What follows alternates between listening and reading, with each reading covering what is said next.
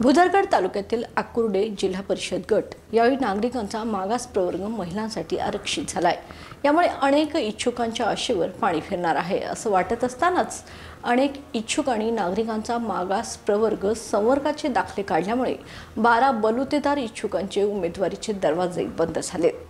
नमस्कार, मी सुनंदा नाईक आणि आपण पाहताय तारा न्यूज।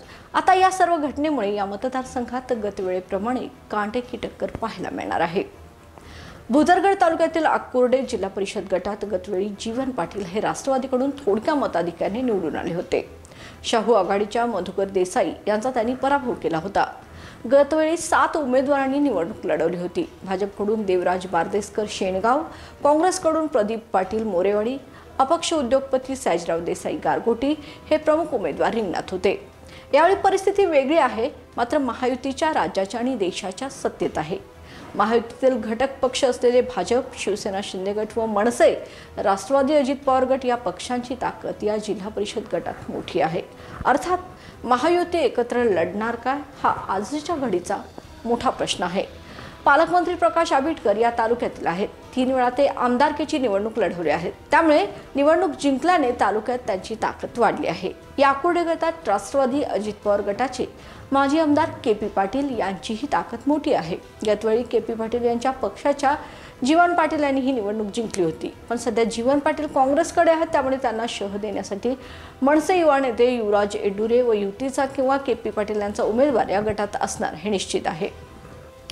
भुदरगड तालुक्यातील आकुर्डे गावात भाजपकडून विद्या नाथाजी पाटील आकुर्डे, राष्ट्रवादी अजित पवार पक्षाकडून उज्ज्वला मधुकर देसाई, सरिता सर्जेराव देसाई म्हसवे, मनसेकडून निवेदिता युवराज एडुरे शेणगाव, शिवसेना शिंदे पक्षाकडून सुहासिनी विजय भांदिगरे आकुर्डे, अक्काताई प्रवीण नलवडे मिणचे, अर्चना कल्याणकर निकम, अनुराधा संदीप पाटील बसरेवाडी, काँग्रेसकडून अर्चना जीवन पाटील, प्राची जीवन पाटील कूर हे इच्छुक आहेत।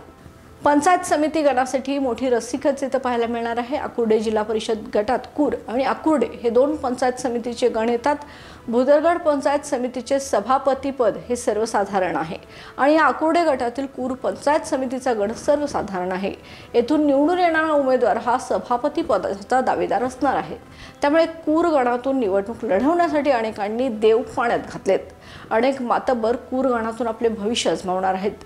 शिवसेना शिंदे पक्षाकडून माजी उपसभापती अजित देसाई, मदन देसाई कूर, टी.एस. देसाई म्हसवे, विक्रम पाटील निळपण, मनसेकडून राहुल पाटील नाधवडे, राष्ट्रवादी के.पी. पाटील गटातून संदीप हळदकर कूर, राष्ट्रवादी शरद पवार गटाकडून संतोष मेंगाणे निळपण, काँग्रेसकडून संजय सरदेसाई नाधवडे, अनिकेत देसाई म्हसवे, तर शिवसेना उभाटा गटाकडून तालुका प्रमुख अविनाश शिंदे निळपण, तर भाजपकडून युवराज पाटील कोनवडे, रवींद्र कामत नाधवडे, सचिन देसाई म्हसवे हे इच्छुक आहेत। कोणीही उमेदवार दिला तर या गणातील निवडणुकीत अनेकांची प्रतिष्ठा पणाला लागणार आहे। या गटातील आकुर्डे पंचायत समितीचा गण अनुसूचित जातीसाठी राखीव आहे। या गणात आकुर्डे येथील राष्ट्रवादी के.पी. पाटील गटाकडून पी.एस. कांबळे आकुर्डे, मनसेकडून अविनाश कांबळे, शिवसेना शिंदे गटाकडून श्रीकांत कांबळे आकुर्डे हे इच्छुक आहेत।